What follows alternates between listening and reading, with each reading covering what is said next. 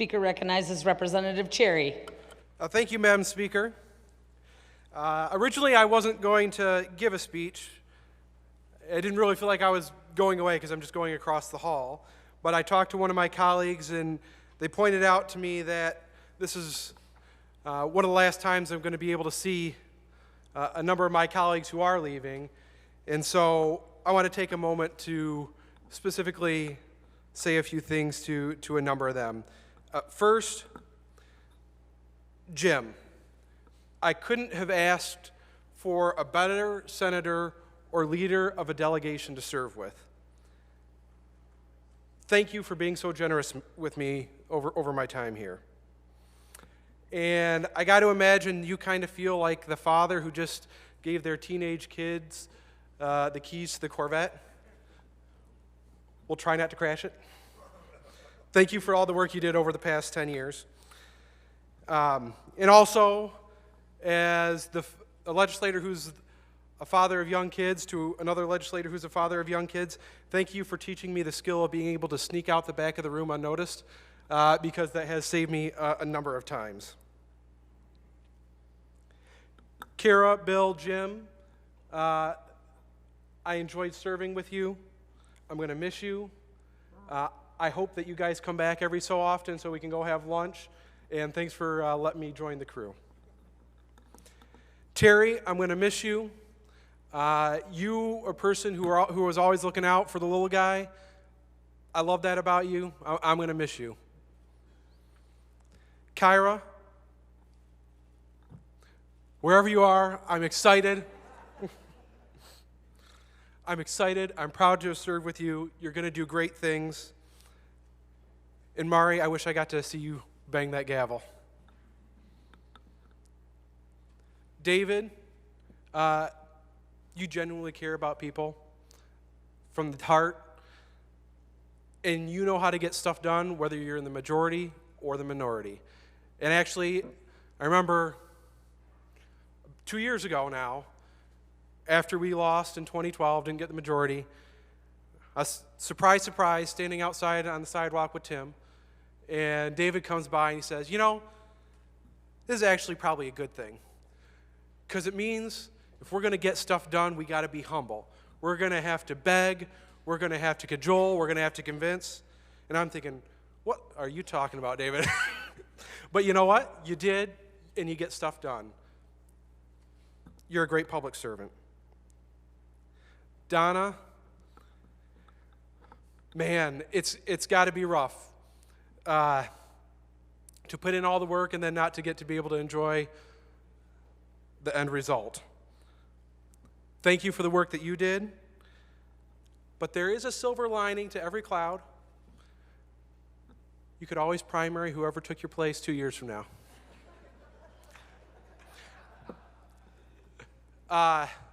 Now, the general rule that I follow is don't get involved in other people's primaries, but Joe, there's an exception to every rule.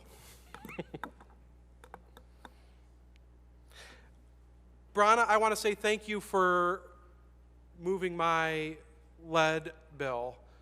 It was very meaningful to me. That bill's very meaningful to me. And speaking as a member in the minority, you always remember when somebody sticks their neck out for you when they didn't have to, and you did, and thank you.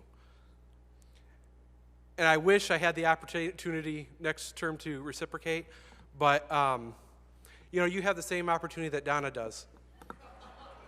Sorry, Joe. Scott, I enjoyed serving with you. I enjoyed hunting with you. I wish you best in whatever comes next. Brother Isaac, in college, I never would have guessed I was going to be serving with you. I loved it. I wish I still was, and I miss you. And I want to tell a little story.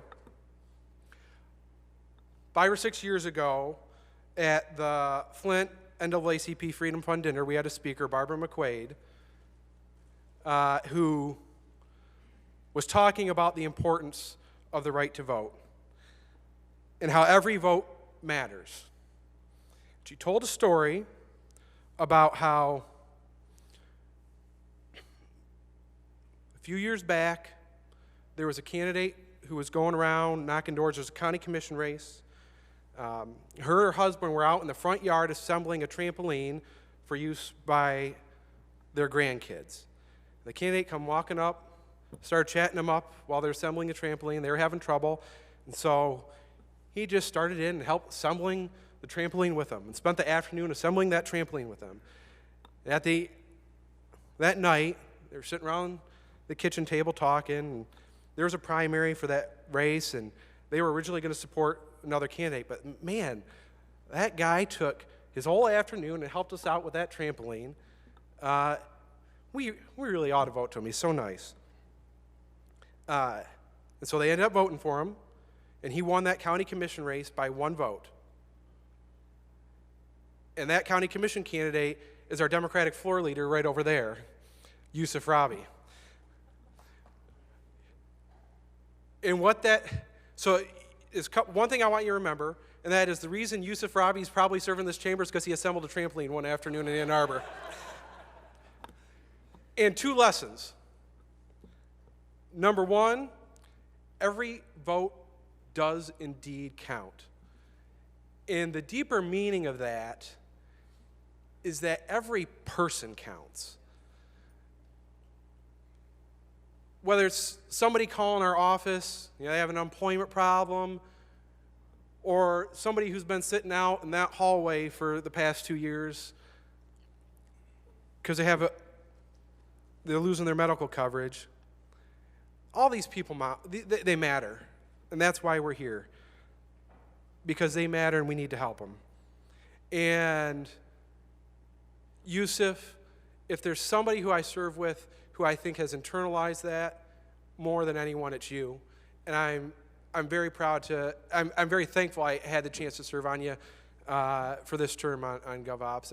I loved it. Thank you. And the other lesson that you need to learn there is if you need to assemble a trampoline, go to Yusuf.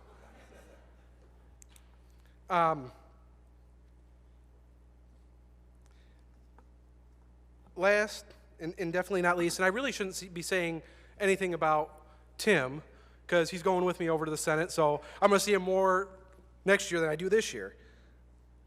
But I always call him Uncle Tim, and it's wonderful to have an uncle in the house. Tim, you've been a great mentor. I loved serving with you. The best seat in this house is the one I'm in because I get to sit between Bill and Tim as they bicker to each other about the bills that they're voting on the other side of. I loved it. And Tim, some of you who've gotten to know me, you'll know I'm a little bit reserved. Maybe not the most fun-loving person that you've ever met.